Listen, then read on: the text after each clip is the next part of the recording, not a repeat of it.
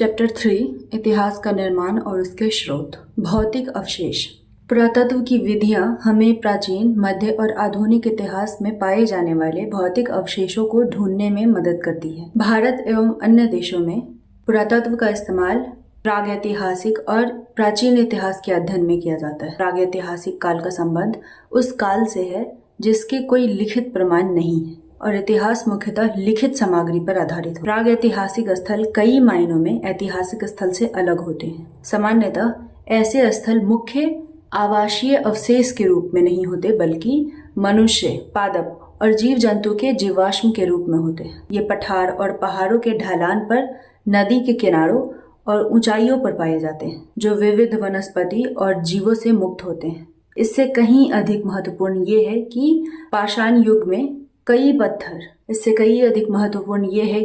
युग के कई पत्थरों के औजार भी इन स्थलों पर पाए जाते हैं। औजार, पौधे, जानवर और मनुष्य के अवशेष हिम पूर्व युग के जलवायु की स्थितियों को दर्शाते हैं। हालांकि 3वीं शताब्दी ईस्वी पूर्व के मध्य तक भारत में सिंधु संस्कृति के लिखावट के होने के प्रमाण मिलते हैं, लेकिन उसे अभी तक पढ़ा नहीं जा सका है या उसकी व्याख्या अभी तक संभव नहीं हुई है। इस प्रकार हड़प्पा के लोग लिखना तो जानते थे, लेकिन उनकी संस्कृति को आद्य ऐतिहासिक काल, प्रोटो हिस्टोरिक पीरियड में रखा गया है। यही हाल ताम्र युग या ताम्र पाषाण युग की संस्कृति का भी है, जहाँ अशोक के शिलालेखों से मिलती है। जहाँ लोग लिखना नहीं जानते थे, भारत में पढ़ी जाने वाली लिखावट 3री शताब्दी ईस्वी पूर्व अशोक के शिलालेखों से मिलती है, जो उस समय के ऐतिहासिक निर्माण का ठोस एवं मजबूत साक्ष्य प्रस्तुत करती है। हालांकि अशोक से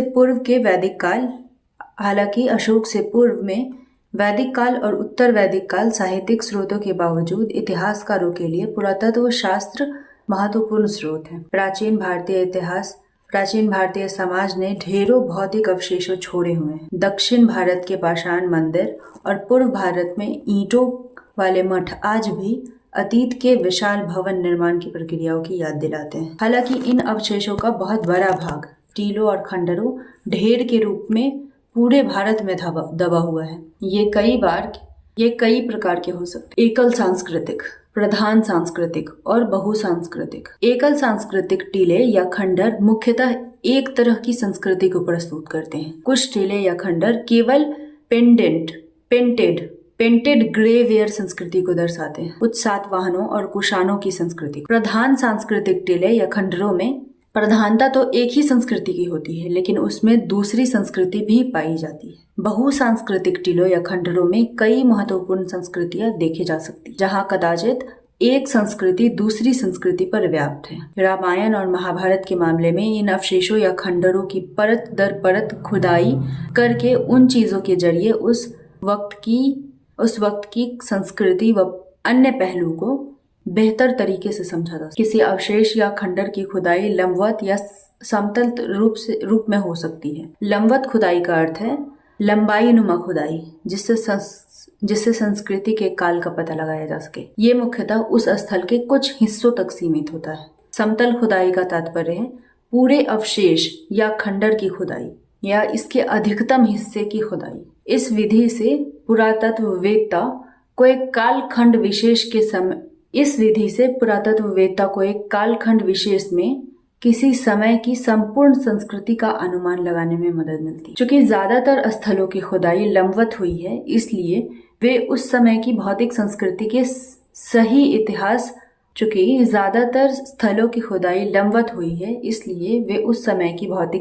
के सही ऐतिहासिक समय को बताते हैं। महंगा होने के कारण समतल खुदाई बहुत कम होती है, जिस कारण से ऐसी खुदाई के जरिए प्राचीन भारत के कई काल का संपूर्ण या पर्याप्त भौतिक जीवन की रूपरेखा उभरकर सामने नहीं आ पाती। इन टीलों या खंडरों की खुदाई से प्राप्त प्राचीन अवशेषों को विभिन्न अनुपात में संरक्षित किया गया है। पश्चिमी उत्तर प्रदेश, राजस्थान, उत्तर पश्चिमी भारत के सूखे एवं शुष्क जलवायु में ये प्राचीन साक्ष्य अच्छी स्थिति में पाए जाते हैं, लेकिन मध्य गंगा के आर्द्र जलवायु वाले समतल मैदानों और डेल्टा प्रदेशों के मध्य में लोहे की वस्तुओं का क्षरण हुआ है और कच्चे मकानों या संरचना की पहचान मुश्किल हो गई है। सिर्फ ज्यादा पकी हुई ईंट और पत्थर से निर्मित वस्तुएं ही गंगा के आर्द्र जलवायु वाले समतल मैदानों में सुरक्षित पाई जा सकी है। खुदाई के माध्यम से 6000 ईस्वी पूर्व में बलूचिस्तान के लोगों द्वारा निर्मित गांव सामने आए। दूसरी शताब्दी ईस्वी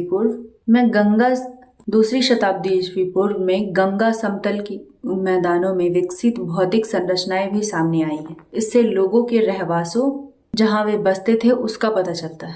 साथ ही मिट्टी के बर्तनों, उनके रेशेदार खाने और उनके द्वारा इस्तेमाल किए गए औजारों का भी पता चलता है। दक्षिण भारत के कुछ लोग जिन्हें उनके औजारों, हथियारों और सामग्रियों के साथ बड़े बड़े पत्थरों के बीच दफनाया गया, उसकी भी जानकारी मिलती है। इन संरचनाओं को मेगालिथ कहा जाता है। मेगालिथ।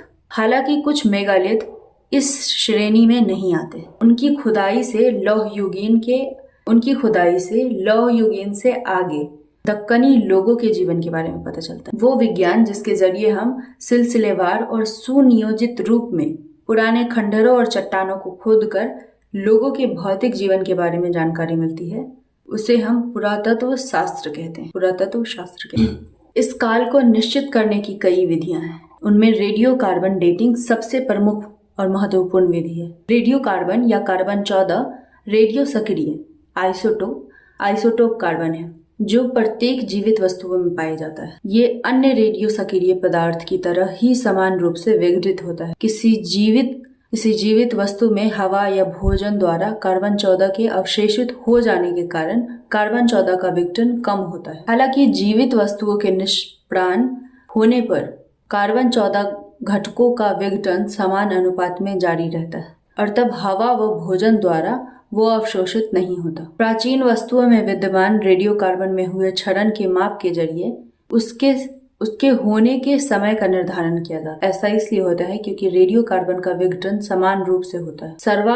सर्वविदित है कि रेडियो कार्बन का अर्ध जीवन काल 5568 वर्ष का होता है। किसी रेडियो कार्बन वस्तु के अर्ध जीवन काल का तात्पर्य उस अंतराल से है जिसमें वस्तु में विद्यमान रेडियो कार्बन सक्रिय तत्वों का ह्रास हुआ हो। इस प्रकार किसी वस्तु का अस्तित्व यदि 5568 वर्ष से पहले समाप्त हो गया तो उनमें विद्यमान कार्बन 14 पदार्थ का अस्तित्व काल आधा हो जाएगा, और कोई वस्तु 11136 वर्ष पहले समाप्त हो तो उसमें विद्यमान कार्बन 14 घटकों का अस्तित्व काल 1/4 हो जाता है। लेकिन इस विधि के द्वारा 70,000 पुरानी वस्तुओं का काल निर्धारण नहीं किया जा सकता। जलवायु और वनस्पति के इतिहास की जानकारी पौधों के अवशेषों विशेषकर प्राग के परीक्षण से हासिल की जाती है। इस आधार पर कहा जाता है कि 7000 ईस्वी पूर्व से 6000 ईस्वी पूर्व तक राजस्थान में और कश्मीर में कृषि होती थी। धातु की कलाकृतियों के स्वभाव एवं घटक के साथ साथ उन खदानों और धातु तकनीक के विकास का वैज्ञानिक रूप से विश्लेषण किया जाता है जिससे धातु निकाले जाते हैं। जानवरों की हड्डियों के परीक्षण से जानवरों का इस्तेमाल और पालतू होने की जानकारी मिल जाती है। इतना ही नहीं, पुरातत्व शास्त्र मृदा संग्रह करता है, इसमें ठोस अवशेष पाए जाते हैं। हालांकि मोटे तौर पर 3000 ईस्वी पूर्व तक प्राग ऐतिहासिक के संपूर्ण अध्ययन के लिए मिट्टी और चट्टानों के इतिहास का अध्ययन आवश्यक है। ये भूगर्भ शास्त्र द्वारा प्राप्त होता है। इसी तरह पौधे और जीवों की दुनिया में धीरे धीरे बदलती रहती है। उनका इतिहास जीव विज्ञान अध्ययन से प्राप्त होता है। मानव इतिहास को समझना न तो मिट्टी, पौधों और जानवरों को बिना समझे संभव है, न ही दूसरी तरफ मानव के बीच निरंतर संबंधों को समझे बिना संभव है। भूगर्भीय और जैविकीय प्रगति न केवल प्रागैतिहासिक बल्कि इतिहास को भी समझने में सहायता प्रदान करती है। पुरातात्विक अवशेषों के मद्देनजर पृथ्वी की उत्पत्ति के साथ शुरू होने वाले इतिहास के कुल समय के पैमाने का 98% से अधिक का अध्ययन करने के लिए भूवैज्ञानिक और जैविक अध्ययन महत्वपूर्ण स्रोत के रूप में कार्य करते हैं। सिक्के। हालांकि बहुत बड़ी संख्या में सिक्के और शिलालेखों को सतह पर पाया गया है। उनमें से बहुत तो खुदाई के दौरान भी पाए गए हैं। सिक्कों के अध्ययन को मुद्रा शास्त्र कहा जाता है। आजकल की तरह प्राचीन भारतीय मुद्रा कागज निर्मित नहीं थे, बल्कि धातु के सिक्के के रूप में थी। प्राचीन सिक्के धातु से बनते थे। वे तांबे, चांदी, सोने और शीशे से बनाए जाते थे। जली हुई मिट्टी से बनने वाले सिक्के और उन्हें बनाने वाले ढांचे की खोज भी बड़ी तादाद में की गई है। उनमें से ज्यादातर का संबंध कुषाण काल से है, जो कि पहले 3 ईसा सदी से थे। गुप्त काल के बाद इस तरह के ढांचे का उपयोग लगभग समाप्त हो चुका था। चूंकि प्राचीन समय में आधुनिक बैंकिंग प्रणाली की तरह कुछ भी नहीं था, लोग मिट्टी के बर्तन और पीतल के बर्तनों में धन इकट्ठा किया करते थे और उनको बहुमूल्य चीजों के रूप में रखते थे ताकि वे जरूरत के समय उसका इस्तेमाल कर सकें। भारत के विभिन्न हिस्सों में सिक्के के ऐसे ढेर पाए गए हैं जिनमें केवल भारतीय ही नहीं, रोमन साम्राज्य जैसे विदेशों में ढाले गए सिक्के भी थे। वे मुख्यतः कोलकाता, पटना, लखनऊ, दिल्ली, जयपुर, मुंबई और चेन्नई के संग्रहालयों में संरक्षित हैं। कई भारतीय सिक्के नेपाल, बांग्लादेश, पाकिस्तान और अफगानिस्तान के संग्रहालय में भी हैं। विदित है कि लंबे समय तक भारत पर ब्रिटेन ने शासन किया। फलस्वरूप वे कई भारतीय सिक्कों को भारत से बाहर ब्रिटेन के निजी और सार्वजनिक संग्रहों में और संग्रहालयों में ले जाने में सफल रहे। प्रमुख वंशों के सिक्कों की सूची तैयार की गई है और उन्हें प्रकाशित भी किया गया है। हमारे भारत में ये सूची कोलकाता के भारतीय संग्रहालय और लंदन के ब्रिटिश संग्रहालय इत्यादि जगहों पर है। फिर भी बहुत बड़ी संख्या में ऐसे सिक्के हैं जिसकी सूची तैयार कर प्रकाशित की जानी अभी बाकी। प्राचीनतम सिक्कों में कुछ प्रतीक होते थे, लेकिन बाद के सिक्के राजाओं और देवताओं के आकार प्रकार के साथ साथ उनके नामों और तारीखों का भी उल्लेख करते हैं जहां वे पाए जाते हैं। इससे उनके संचरण के क्षेत्र का संकेत मिलता है। इस सब ने हमें कई सत्तारूढ़ राजवंशों के इतिहास का पुनर्निर्माण करने में सक्षम बना दिया है, खासकर इंडो यूनानियों के जो उत्तर अफगानिस्तान से भारत आए थे और यहाँ 2री और 1ली शताब्दी ईस्वी पूर्व तक शासन किया। हम उनके बारे में भी इसी आधार पर जानकारी हासिल कर पाए। सिक्कों का इस्तेमाल विभिन्न उद्देश्यों, मसलन दान, भुगतान और विनिमय के माध्यम के रूप में किया जाता था। ये उस वक्त के आर्थिक इतिहास के स्वरूप पर प्रकाश डालते हैं। शासकों की अनुमति से व्यापारियों एवं सुनारों के समूह द्वारा कुछ सिक्के जारी किए गए। इससे पता चलता है कि उन दिनों शिल्प और वाणिज्य महत्वपूर्ण हो चुके थे। सिक्कों ने उन दिनों लेन देन में बड़े पैमाने पर मदद की और व्यापार में योगदान दिया। सर्वाधिक बड़ी संख्या में भारतीय सिक्के मौर्य काल के बाद के काल में मिलते हैं। ये शीशा, पोटीन, तांबा, कांस्य, चांदी और सोने के बने होते थे। गुप्त काल में सबसे ज्यादा सोने के सिक्के जारी किए गए। इससे ये स्पष्ट होता है कि मौर्यों के बाद खासकर गुप्त काल में व्यापार और वाणिज्य में बड़े पैमाने पर विकास हुआ। हालांकि उत्तर गुप्त काल के कुछ ही सिक्के पाए गए हैं जो उस काल के व्यापार और वाणिज्य के पतन को दर्शाते हैं। वे सिक्के राजा एवं देवताओं और धार्मिक प्रतीकों तथा किंवदंतियों को दर्शाते हैं जो उस समय के शिल्प और धर्म पर प्रकाश डालते हैं। सिक्कों के रूप में कौड़ियों का इस्तेमाल भी होता था, मगर उसकी क्रय शक्ति कम थी। ये उत्तर गुप्त काल में भारी मात्रा में पाई जाती, लेकिन हो सकता है इसका इस्तेमाल पहले भी हो रहा हो। शिलालेख, इंक्रिप्शन। सिक्कों की तुलना में शिलालेख कहीं अधिक महत्वपूर्ण है। उनके अध्ययन को पुरालेख यानी एपिग्राफी कहा जाता है और शिलालेखों एवं अन्य पुराने अभिलेखों में प्रयुक्त पुराने लेख के अध्ययन को पैलीग्राफी कहा जाता है। मुहरों, पत्थरों के खंभों, चट्टानों, तांबे के गोलों, मंदिर की दीवारों, लकड़ी के पट्टों, ईंटों या छवियों पर ये अभिलेख उत्कीर्ण किए जाते थे। पूरे भारत में सबसे पहले पत्थर पर अभिलेख दर्ज किए गए थे। हालांकि क्रिश्चियन युग की प्रारंभिक शताब्दियों में इन प्रयोजन के लिए तांबे की पत्थर का इस्तेमाल किया जाता था। फिर भी पत्थर पर शिलालेख का उत्कीर्ण दक्षिण भारत में बड़े पैमाने पर जारी रहा। स्थायी दस्तावेज के रूप में उस क्षेत्र में भी मंदिरों की दीवारों पर दर्ज शिलालेख बड़ी संख्या में देखने को मिलती है। सिक्कों की तरह शिलालेख देश के विभिन्न संग्रहालयों में संरक्षित हैं, लेकिन सबसे बड़ी संख्या में ये मैसूर के मुख्य पुरालेखविद के कार्यालय में सुरक्षित हैं। सबसे प्राचीन शिलालेख 3वीं शताब्दी ईस्वी पूर्व में प्राकृत में लिखा गया। उत्कीर्ण लेखों के माध्यम से संस्कृत 2री शताब्दी ईस्वी पूर्व में अपनाई गई और इसका व्यापक इस्तेमाल चौथी और 5वीं शताब्दी में शुरू हुआ, लेकिन प्राकृत का इस्तेमाल फिर भी चलन में था। 9वीं और 10वीं शताब्दियों ने क्षेत्रीय भाषाओं में शिलालेख का प्रचलन प्रारंभ हुआ। मौर्य काल, उत्तर मौर्य काल और गुप्त काल के इतिहास से संबंधित अधिकांश शिलालेखों की श्रृंखला प्रकाशित हुई, जिन्हें भारतीय अभिलेख कोश कॉर्पस इनक्रिप्शनम इंडिकारनम कहा जाता है। लेकिन गुप्त काल के बाद शिलालेख इस तरह व्यवस्थित रूप में कम संकलित हो पाए हैं। भारत के मामले में शिलालेखों की भौगोलिक सूची प्रकाशित की गई है। अभी भी 50,000 अभिलेखों का प्रकाशन नहीं हो पाया है, जिनमें से ज्यादातर दक्षिण भारत में है। हड़प्पा के शिलालेख, जिसे आज भी समझने की जरूरत है, ऐसा लगता है कि इन्हें चित्रलिपि में लिखा गया है, जिसमें चित्रों के रूप में विचारों और वस्तुओं को अभिव्यक्त किया जाता है जिसमें चित्रों के रूप में विचारों और वस्तुओं की अभिव्यक्ति किया गया था। अशोक के अधिकतर शिलालेख ब्राह्मी लिपि में उत्कीर्ण किए गए थे, जो बाएं से दाएं लिखी जाती थी। हालांकि उत्तर पश्चिमी भाग को छोड़कर भारत भर में लगभग सभी जगह ब्राह्मी लिपि प्रचलित थी। पाकिस्तान और अफगानिस्तान में अशोक के शिलालेख लिखने के लिए ग्रीक और अरमाइक लिपियों का इस्तेमाल भी होता था, लेकिन गुप्त काल के अंत तक ब्राह्मी लिपि मुख्य बनी रही। ब्राह्मी लिपि एवं उसकी विभिन्नताओं में महारत हासिल किया हुआ कोई भी पुरातत्ववेत्ता 7वीं शताब्दी तक के भारतीय शिलालेखों को आसानी से समझ सकता है। लेकिन बाद के दिनों में ये भी पता चलता है कि इस लिपि में क्षेत्रीय विविधता बहुत है। लगभग 2500 ईस्वी पूर्व में पाई गई हड़प्पा की मोहरों से शिलालेख के कुछ विद्वान प्रतीकात्मक मानते हैं। भारतीय इतिहास में ईरानी शिलालेख को सबसे पहले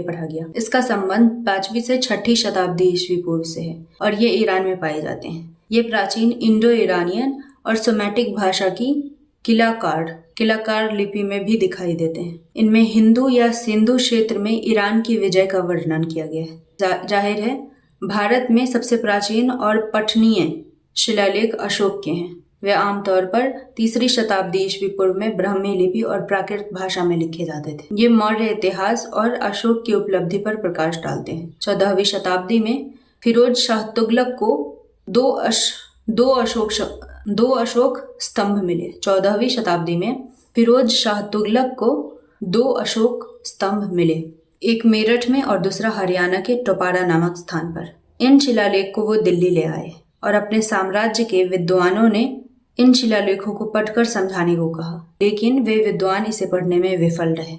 ऐसी ही कठिनाइयों का सामना ब्रिटिश को करना पड़ा जब उन्होंने 18वीं शताब्दी के आखिरी वर्षों में अशोक के शिलालेखों की खोज की। इन शिलालेखों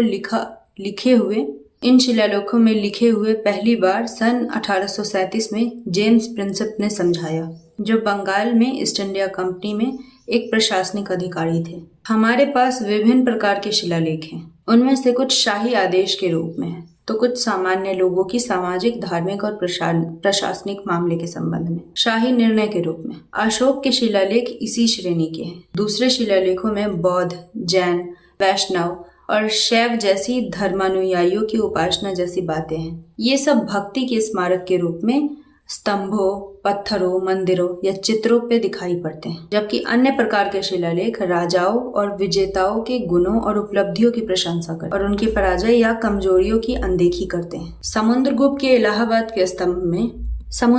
इलाहाबाद के स्तंभ के शिलालेख इसी श्रेणी के हैं। हमारे पास दान क्रम के ढेर सारे रिकॉर्ड किए गए दस्तावेज हैं, जो विशेष रूप से धार्मिक उद्देश्यों से दर्ज किए जाते थे। पैसे, मवेशियों, भूमि आदि का दान न केवल राजाओं और राजकुमारों द्वारा होता था, बल्कि कारीगरों और व्यापारियों द्वारा भी होता था। प्राचीन काल में भूमि व्यवस्था और प्रशासन संबंधी अध्ययन के लिए मुख्य रूप से उस दौर के प्रमुख और राजकुमारों द्वारा बनाए गए भूमि अनुदानों के दस्तावेज बड़े महत्वपूर्ण हैं। ये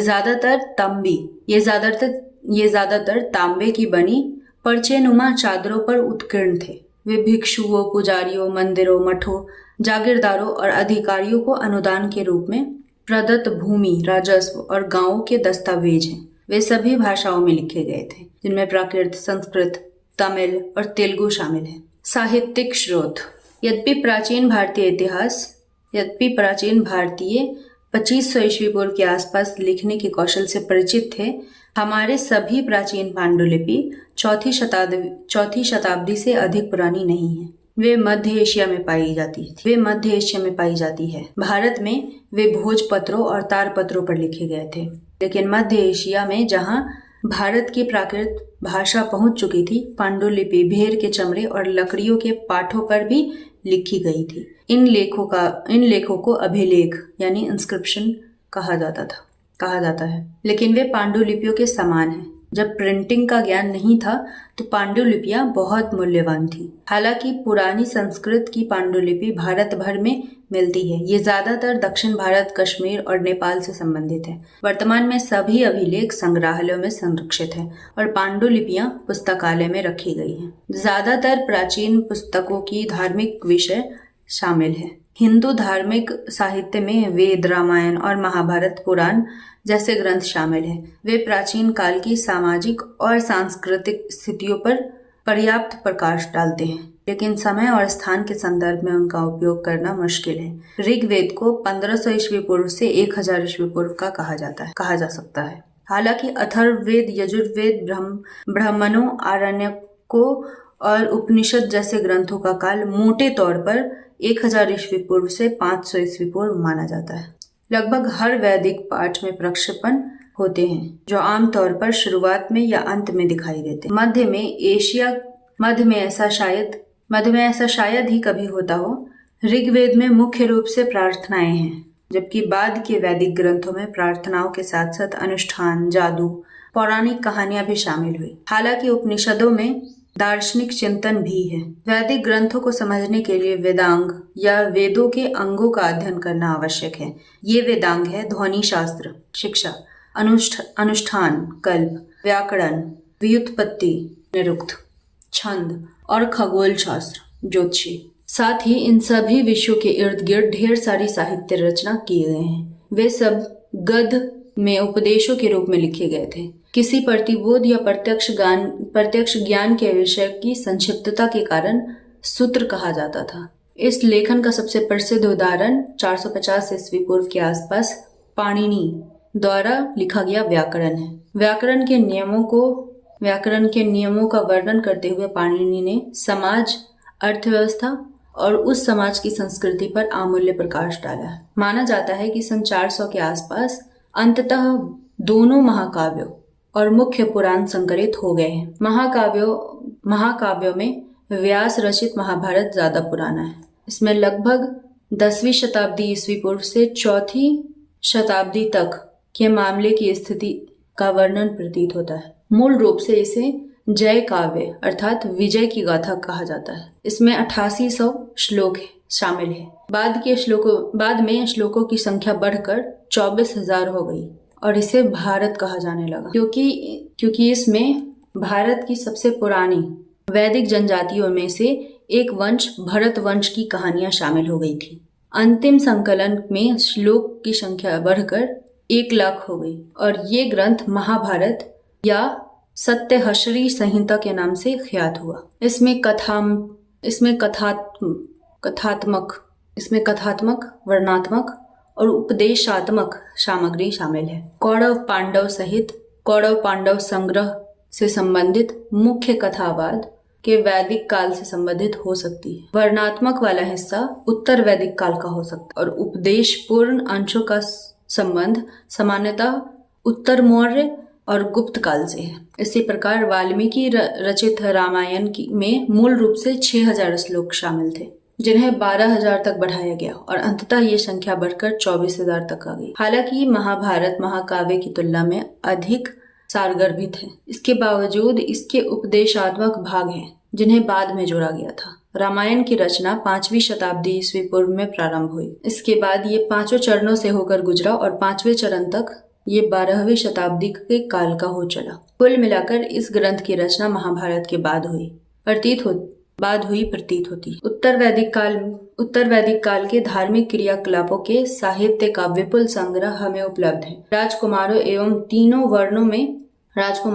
तीनों वर्णों के महत्वपूर्ण व्यक्ति द्वारा निर्मित भव्य सार्वजनिक अवदान व सूत्रों के आधार पर किए गए कई भव्य शाही राज्याभिषेक समारोह संपन्न होते थे। इस प्रकार गृह सूत्र के अनुसार जन्म, नामकरण, उपनयन संस्कार, विवाह, अंत्येष्टि आदि संपन्न किए जाते थे। सूत्र और गृह सूत्रों दोनों का संबंध 600 से 300 ईस्वी पूर्व तक का है। यहाँ सुलभ सूत्रों का भी उल्लेख किया गया है, जिसमें बलि देने के स्थान के निर्धारण व निर्माण के भिन्न भिन्न माप के बारे में बताया गया है। वे ज्यामितीय और गणित के अध्ययन की शुरुआत को दर्शाते हैं। जैनों और बौद्धों के धार्मिक ग्रंथों में ऐतिहासिक व्यक्तियों और घटनाओं के उल्लेख मिलते हैं। प्राचीनतम बौद्ध ग्रंथ पाली भाषा में लिखे गए थे, जो मगध और दक्षिण बिहार में बोली जाती और मुख्यतः प्राकृत भाषा का ही एक रूप थी।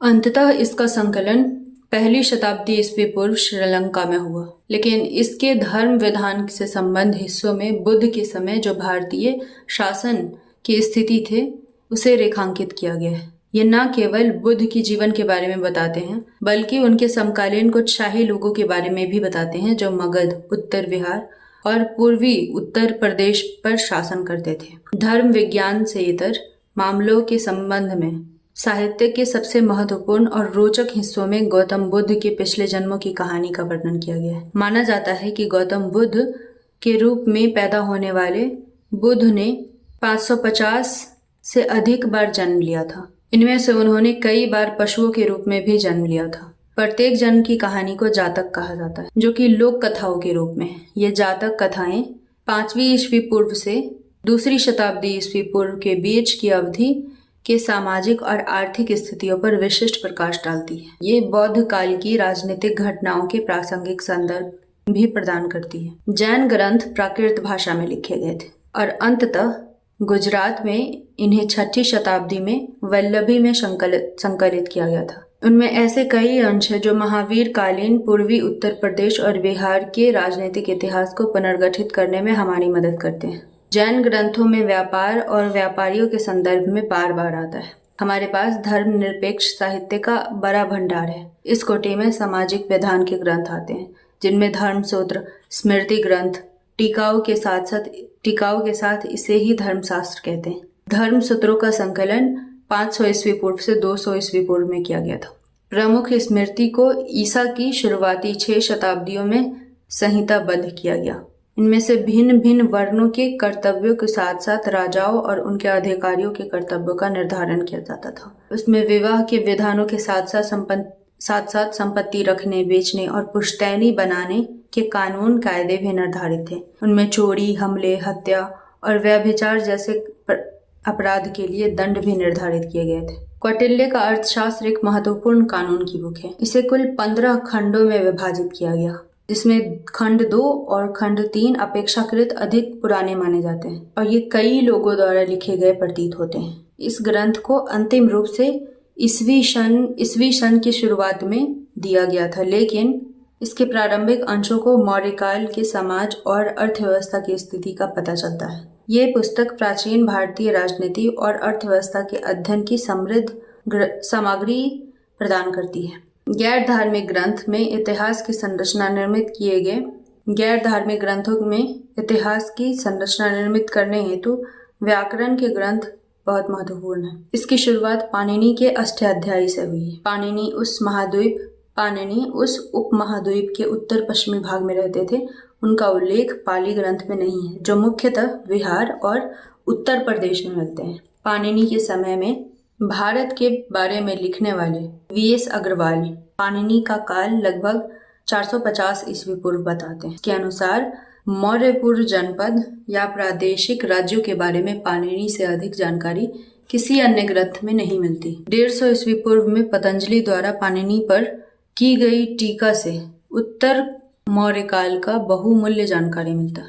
हमारे पास भास, शूद्रक, कालिदास और वानभट्ट के ग्रंथ भी हैं। साहित्यिक महत्वों के अलावा उस ग्रंथ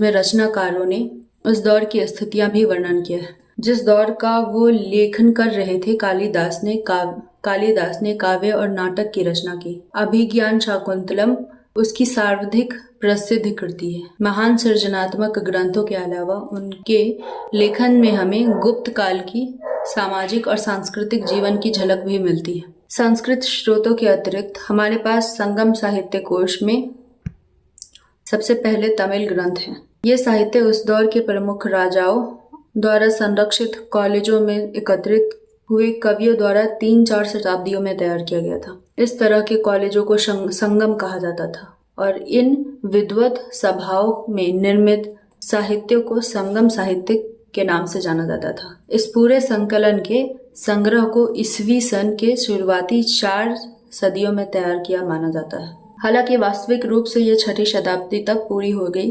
हालांकि वास्तविक रूप में ये 6वीं शताब्दी तक ही पूरी तरह से तैयार हो गए थे। संगम साहित्य में एटूटक शीर्षक से 8 संकलन में लगभग 3000 पंक्तियों की कविताएं मिलती हैं। कविताओं को 100 के समूह में इकट्ठा किया गया है, जैसे पुराणनुरु, बाहर की 400।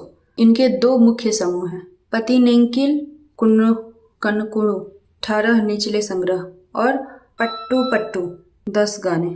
इनमें पहले वाला स्वभावतः दूसरे से अधिक प्राचीन माना जाता है। अंततः इसकी ऐतिहासिक महत्ता भी अधिक है। संगम ग्रंथों में कई परतें हैं, लेकिन वर्तमान में इन्हें शैली और सामग्री के आधार पर स्थापित नहीं किया जा सकता, जैसा कि बाद में दर्शाया गया है कि उन्हें सामाजिक विकास के विभिन्न चरणों के आधार पर ही समझा जा सकता है। संगम ग्रंथ वैदिक ग्रंथ से काफी भिन्न है, विशेष रूप से ऋग्वेद से।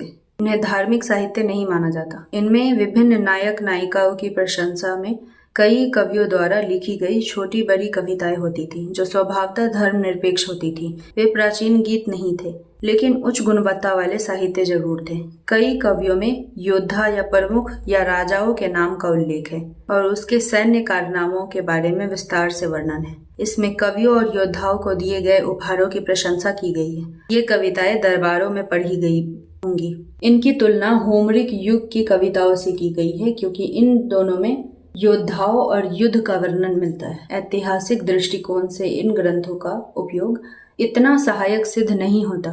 शायद कविता में उल्लेखित नाम, शीर्षक, राजवंश, प्रदेश, युद्ध और इस तरह के अन्य हिस्से आंशिक रूप से वास्तविक हो। संगम ग्रंथों में 1ली और 2री शताब्दी के लेखनों में दानदाताओं के रूप में वर्णित कुछ चेरा राजाओं का उल्लेख भी मिलता है। संगम ग्रंथों को कावेरीपत्तनम सहित कई बस्तियों का उल्लेख है। कावेरीपत्तनम का समृद्ध अस्तित्व अब पुरातात्विक रूप से भी स्थापित हो चुका है। इन ग्रंथों में इसका भी उल्लेख है कि यवन स्वयं अपने जहाजों में आते थे, सोने देकर काली मिर्च खरीदते थे और स्थानीय लोगों के लिए शराब और दासियों की आपूर्ति करते थे। इस व्यापार की पुष्टि न केवल लैटिन और यूनानी लेखन से है, बल्कि पुरातात्विक अभिलेखों से भी है। संगम साहित्य ईस्वी सन के प्रारंभिक सदियों में तमिलनाडु के समुद्र के किनारे के क्षेत्र में रहने वाले लोगों और सामाजिक और आर्थिक राजनीतिक जीवन के बारे में जानने का एक प्रमुख स्रोत है। व्यापार और वाणिज्य के बारे में इसकी उल्लेख की पुष्टि विदेशी संदर्भ एवं पुरातात्विक खोजों से भी हो चुकी है। विदेशी संदर्भ के साक्ष्यों से भी स्वदेशी साहित्य की पुष्टि की जा सकती है। भारत आए ग्रीक, रोमन और चीनी यात्री द्वारा धर्मांतरित आगंतुकों ने जो देखा, उनका वैसा ही लिखित वर्णन यहाँ छोड़ गए। गौरतलब है कि भारतीय स्रोतों में अलेक्जेंडर के आक्रमण का कोई उल्लेख नहीं है। उसके भारतीय शोषण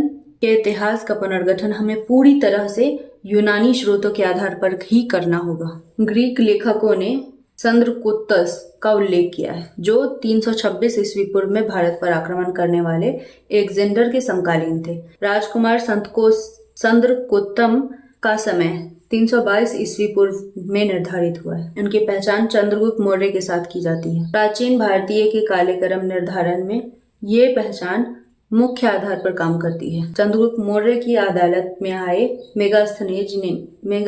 मेगास्थनीज के इंडिका को केवल परवर्ती काल के पुराने लेखकों द्वारा टुकड़ों में उद्धृत अंश के आधार पर ही संकलित किया गया। इन अंशों का एक साथ पाठ करने पर न केवल मौर्य प्रशासन के प्रणाली के बारे में, बल्कि मौर्य काल की सामाजिक वर्गों और आर्थिक गतिविधियों के बारे में महत्वपूर्ण जानकारी मिलती है। जिस तरह से प्राचीन इतिहास के बहुत से लेखक अतिरंजना से भरे थे, उसी तरह इंडिका भी भ्रामकता और अतिरंजना से मुक्त नहीं है। 1ली और 2री शताब्दी के ग्रीक और रोमन इतिहास में भारतीय बंदरगाहों एवं भारत एवं रोमन साम्राज्य के बीच व्यापार की वस्तुओं का उल्लेख है। ग्रीक में लिखे गए दोनों ग्रंथ पेरिप्लस ऑफ द रिथ्रियन सी और टॉलमी द ज्योग्राफी से प्राचीन भूगोल और वाणिज्य के अध्ययन हेतु मूल्यवान व महत्वपूर्ण आंकड़े मिलते हैं। इनमें पहली कृति की प्रतिलिपि का समय सन 80 से 115 माना जाता है, जबकि दूसरी का समय सन 150 निर्धारित हुआ है। अज्ञात लेखक द्वारा लिखी गई कृति पेरिप्लस ऑफ द एथ्रियन सी लाल समुद्र, फारस की खाड़ी और भारतीय महासागर में रोमन व्यापार का वर्णन मिलता है। लैटिन में लिखित प्लाइनी की कृति नेचुरलिस हिस्ट्रिया पहली सदी से संबंध है और इसमें भारत इटली के बीच व्यापार का वर्णन है। भारत पर लिखने वाले अंतिम ग्रीक रोमन विज्ञान को कॉस्मोस इंडिकोप्लेट्स कहा जाता था। वे मिस्र के हेलेनिस्टिक संस्कृति के केंद्र एलेक्जेंड्रिया के थे। उनके द्वारा लगभग 550 में लिखित क्रिश्चियन टोपोग्राफी में भारत और श्रीलंका में ईसाई के बारे में विवरण है तथा उसमें घोड़ों के व्यापार का भी उल्लेख है। चीनी यात्रियों में फाहियान और वेत्सांग का उल्लेख किया जा सकता है। वे दोनों बौद्ध थे और बौद्ध धर्म स्थल का दौरा करने एवं बौद्ध धर्म का अध्ययन करने के लिए इस देश में आए थे। फाहियान 5वीं शताब्दी के शुरुआत में और वेत्सांग 7वीं सदी के लगभग मध्य में आए थे। फाहियान ने गुप्त काल में भारत की सामाजिक एवं धार्मिक आर्थिक स्थितियों का वर्णन किया और वेत्सांग ने हर्ष काल के भारत की स्थिति का वर्णन किया। ग्राम चित्र उत्सवों, त्योहारों और पूजा के दौरान सामुदायिक क्रियाकलाप के अवशेष प्राचीन समय में कबीलाई समाज के सामंतवादी चरित्र को दर्शाते हैं। कबीलों और जाति के प्रति वफादार अभी भी बरकरार है। कबीलों और जाति के प्रति वफादारी अभी तक बरकरार है। अनुष्ठान में प्रचलन से हमें प्राचीन सामुदायिक जीवन, परिवार एवं विवाह व्यवस्था की जानकारी मिलती है। उच्च जाति के लोग गाय नहीं धोते थे, हल भी नहीं चलाते थे। शारीरिक श्रम के प्रति उनकी अवमानना अस्पृश्यता को बढ़ावा देती है। असमानताओं की ये अवधारणा केवल जातियों तक सीमित नहीं है, वो स्त्री पुरुष के पारस्परिक संबंध को भी रेखांकित करती है। सन 1930 तक बिहार के ग्रामीण इलाकों में सती प्रथा प्रचलित थी। इस प्रकार सार्वभौमिक मताधिकार के बावजूद समाज में व्याप्त भेदभाव प्राचीन भारतीय समाज की प्रकृति को रेखांकित करता है। ग्रामीण रीति रिवाज और जाति की पूर्वाग्रह द्वारा हमारे प्राचीन इतिहास, प्राचीन राजनीति और समाज पर शासन करने वाले कई धर्मशास्त्रीय नियमों को स्पष्ट किया जाता है। प्राकृतिक विज्ञान प्राचीन भारत के इतिहास निर्मित के लिए सामाजिक विज्ञान की खोजों का उपयोग करीब 30 साल पहले हुआ। हाल में प्राकृतिक विज्ञानों का प्रयोग शुरू हुआ है। प्राचीन भारत के अध्ययन के लिए रसायन शास्त्र, भूविज्ञान और जीव विज्ञान से प्राप्त साक्ष्य प्रासंगिक हो गए हैं। इतिहास बोध प्राचीन इतिहासों में बोध के अभाव का आरोप लगाया जाता रहा है। स्पष्ट है कि प्राचीन समय में उन्होंने ना तो आज की तरह इतिहास लिखा, ना ही यूनानियों की तरह का इतिहास लिखा, किंतु पुराणों में हमारे पास एक तरह का इतिहास है जिसकी संख्या 18 एक परंपरागत शब्द था, 18 है। हालांकि विश्वकोशीय सामग्री के रूप में पुराणों से गुप्त काल की शुरुआती शासन के वंशवादी इतिहास की जानकारी तो मिलती है। उसमें घटना स्थलों और कभी कभी घटनाओं के कारणों का प्रभाव का भी उल्लेख मिलता है और कभी कभी घटना के कारणों एवं प्रभावों का भी उल्लेख मिलता है। इन घटनाओं का जिक्र भविष्य काल में है, हालांकि वे घटनाएं बहुत पहले घटित हो चुकी थी। पुराणों के लेखक वैचारिक परिवर्तन से अनभिज्ञ नहीं थे। पुराणों के लेखक वैचारिक परिवर्तन से अनभिज्ञ नहीं थे। ये इतिहास का सार है। पुराण 4 युगों की बात करते हैं जिन्हें कृत, त्रेता, द्वापर और कली कहते हैं। प्रत्येक काल पिछले काल की बात करते हैं। पुराण में कुल 4 युगों की बात की गई है जिनमें कृत, त्रेता, द्वापर और कली। प्रत्येक काल पिछले काल की तुलना में बदतर माना गया है और हमेशा युग परिवर्तन के बाद नैतिक मूल्यों और सामाजिक व्यवस्थाओं के अवमूल्यन को देखा गया है। इतिहास के महत्वपूर्ण समय और स्थान की प्रमुखता से रेखांकित किया गया है। कहा जाता है कि स्थान एवं काल के बदलते क्रम में धर्म, अधर्म, और अधर्म धर्म में बदल जाता है। प्राचीन भारत में कई युगों की शुरुआत हुई जिनके अनुसार घटनाओं को दर्ज किया गया है। ईस्वी पूर्व 57-58 में विक्रम संवत की शुरुआत हुई और 78 में शक संवत की और 319 में गुप्त काल का शुरुआत हुआ। इन अभिलेखों व रचनाओं में घटना का उल्लेख समय और स्थान के संदर्भ में ही होता है। ईस्वी पूर्व 3री शताब्दी में अशोक के शिलालेखों में महत्वपूर्ण ऐतिहासिक ज्ञान प्राप्त हुआ। अशोक ने 37 साल तक शासन किया और उनके शिलालेखों में 8वें से 27वें शासकीय वर्ष तक हुई घटनाओं को दर्ज किया गया है। अभी तक केवल 9 शासकीय वर्षों से संबंधित घटनाओं को ही खोजा जा सका है। भविष्य की खोज उसके शासन काल के बाकी बचे हुए वर्षों से संबंधित घटनाओं पर प्रकाश डाल सकेगी। इसी तरह कलिंग के खाड़वेल पहली सदी ईस्वी पूर्व के जीवन काल के रूप में बड़ी घटना के जीवन काल में इसी तरह कलिंग के खाड़वेल के जीवन काल में घटित बड़ी संख्या की घटनाएं हाथी गुफा शिलालेख में वर्षवार दर्ज की गई है। भारतीय लेखकों के जीवनी परक लेखनों में महत्वपूर्ण ऐतिहासिक संदर्भ रहते हैं। 7वीं शताब्दी में वानभट्ट द्वारा रचित हर्षचरित द्वारा एक बेहतरीन उदाहरण मिलता है। इस अर्ध जीवनी परक रचना की शानदार शैली बाद के जीवनी लेखकों के लिए बड़ी चुनौती बन गई। इसमें हर्षवर्धन की शुरुआती काल का वर्णन है, अतिशयोक्ति में ही सही, किंतु इसमें हर्ष के समय के दरबारी जीवन और सामाजिक एवं धार्मिक जीवन का उत्कृष्ट उदाहरण मौजूद है। बाद में कई अन्य चरित्र एवं जीवनियाँ लिखी गई। संध्याकार नंदिनी रचित रामचरित 12वीं सदी में एवं कैवर्त किसानों और पाल वंश के राजकुमार रामपाल के बीच हुए संघर्ष की कहानी का वर्णन किया गया, जिसमें रामपाल की जीत हुई। बिल्हन के विक्रमादेव चरित में उनके संरक्षक कल्याण के चालुक्य राजा विक्रमादित्य पाइव सन 1076 से 1127 की उपलब्धियों का बखान है। यहाँ तक कि 12वीं-13वीं शताब्दी में गुजरात के कुछ व्यापारियों की जीवनी यानी चरित भी लिखी गई थी। दक्षिण भारत में भी इसी तरह के ऐतिहासिक कृतियों की रचना की होगी, किंतु अभी तक उधर से ऐसी एक ही रचना प्राप्त हो सकी है। उसे मुशिका वंश कहते हैं, जो 11वीं शताब्दी के अतुल द्वारा लिखी गई। इसमें उत्तरी केरल पर शासन करने वाले मुशिका वंश का विवरण है। हालांकि प्राचीनतम ऐतिहासिक लेखन का सबसे बेहतरीन उदाहरण 12वीं शताब्दी में कल्हन रचित राजतरंगिणी या द स्ट्रीम ऑफ किंग्स है। ये कश्मीर के राजाओं के आत्मकथाओं की एक श्रृंखला है और जैसा कि आज इतिहास की समझ है, उस लिहाज से इस ऐतिहासिक लेखन की विशेषताओं से संपन्न कृति माना जा सकता है। इतिहास का निर्माण।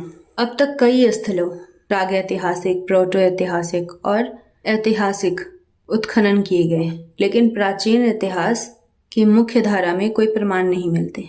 प्रागैतिहासिक और प्रोटो-ऐतिहासिक पुरातत्व के प्रमाणों को ध्यान में रखे बिना भारत में सामाजिक विकास के चरणों को ठीक से नहीं समझा जा सकता। ऐतिहासिक पुरातत्व की बात नहीं की जा सकती। यद्यपि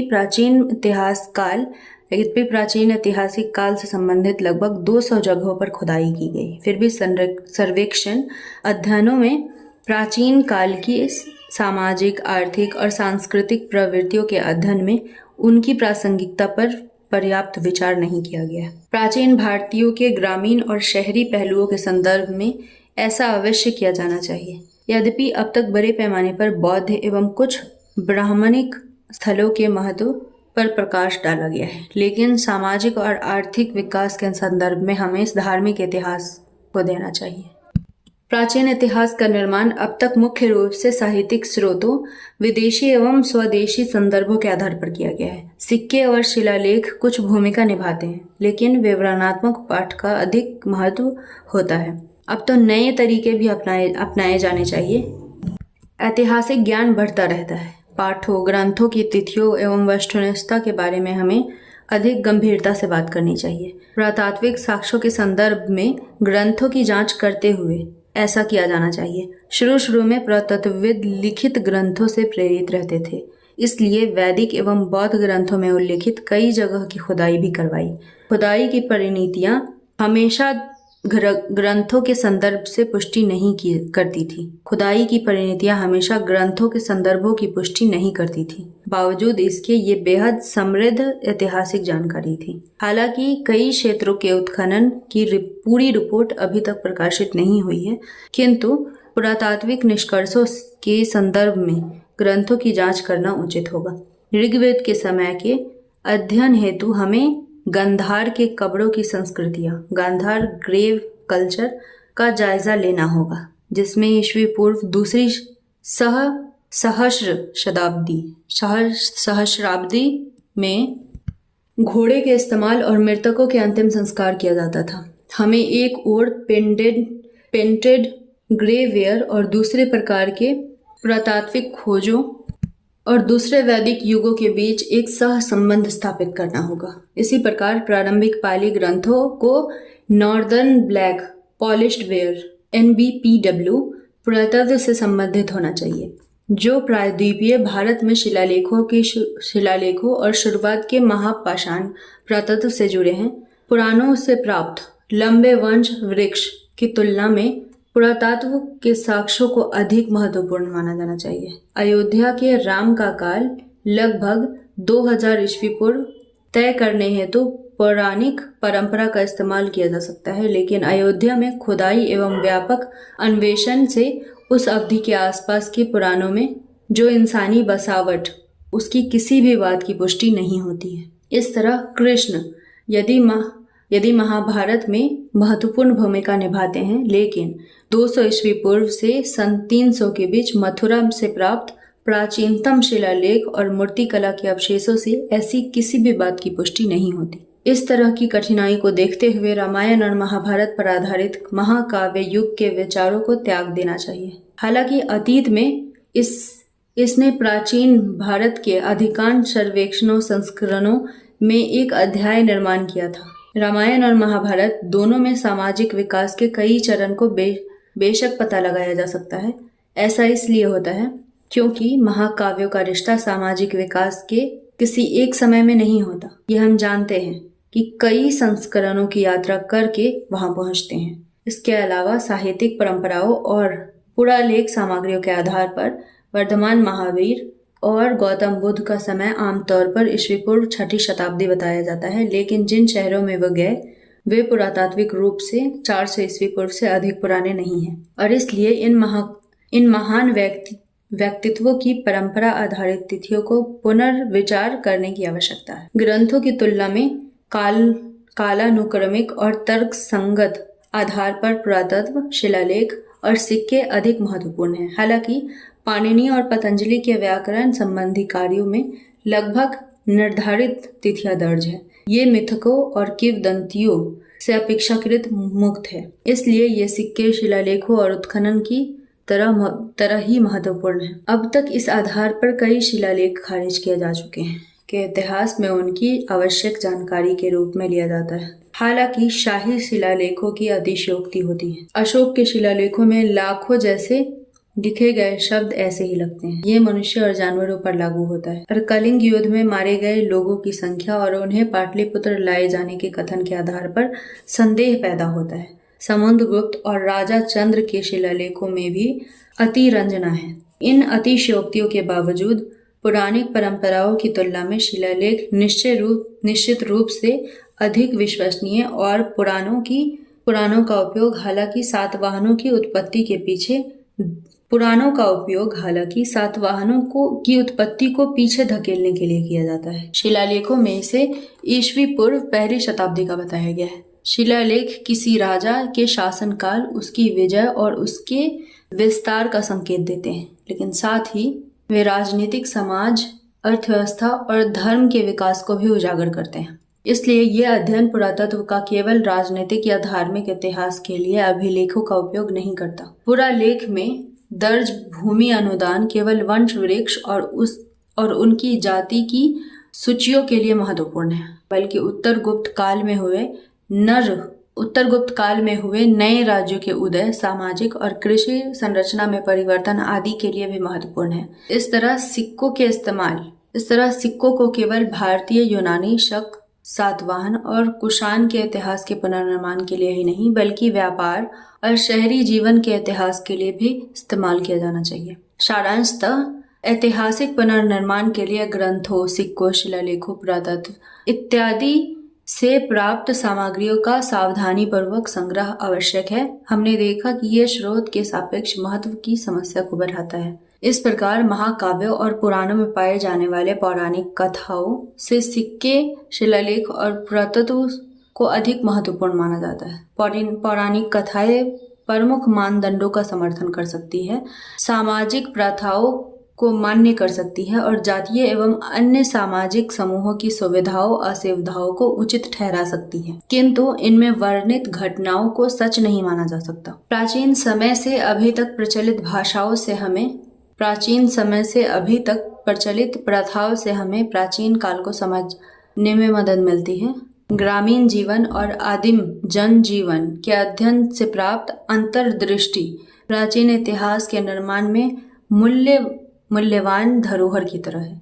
कोई व्यवस्थित ऐतिहासिक पुनर्निर्मिति अन्य प्राचीन समाजों के विकास की अनदेखी नहीं कर सकता। तुलनात्मक दृष्टिकोण प्राचीन भारत में दुर्लभ या अनोखेपन के अवलोकन को दूर कर सकता है और इन प्रवृत्तियों को खोज कर बाहर ला सकता है जो प्राचीन भारत से दूसरे देशों के अतीत के समाजों के साथ मेल खाती है। हम दुनिया के अन्य भागों में लोगों के साथ भारतीय संबंधों के बारे में जानने के लिए मानव आनुवंशिक अनुसंधान के परिणामों का भी उपयोग कर सकते हैं। आनुवंशिकता और पीढ़ीगत विरासतीय गुण का वैज्ञानिक अध्ययन जातीय मिलन, जनसंख्या के फैलाव और संस्कृति के प्रसार को दर्शाता है। कालक्रम 3 ईस्वी पूर्व सिंधु संस्कृति में लेखन का परिवेश। 1500 से 1000 ईस्वी पूर्व ऋग्वेद, 1000 से 500 ईस्वी पूर्व यजुर्वेद, अथर्ववेद, ब्राह्मण, आरण्यक और उपनिषद। 600 से 300 ईस्वी पूर्व श्रोत सूत्र और गृह सूत्र। 6 ईस्वी पूर्व साहित्यानुसार महावीर और बुद्ध। 5 से 200 ईस्वी पूर्व धर्मसूत्र। 450 ईस्वी पूर्व पाणिनि का व्याकरण।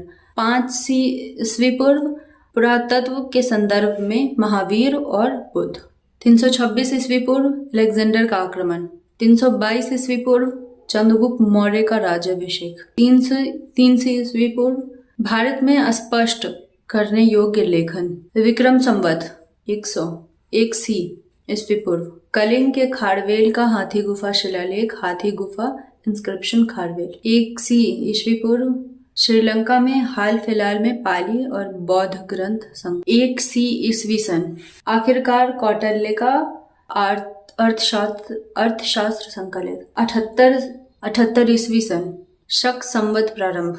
80 से 115 ईस्वी सन the Periplus of the Erythraean sea. 150 ईस्वी सन टॉलमी का भूगोल। 319 ईस्वी सन गुप्त काल का आरंभ। 400 ईस्वी सन अंततः महाभारत, रामायण एवं प्रमुख पुराण संकलित। 4 ईस्वी सन सबसे पुराना भारतीय पांडुलिपि मध्य एशिया में उपलब्ध। 5 ईस्वी सन फाहियान का भारत आक्रमण।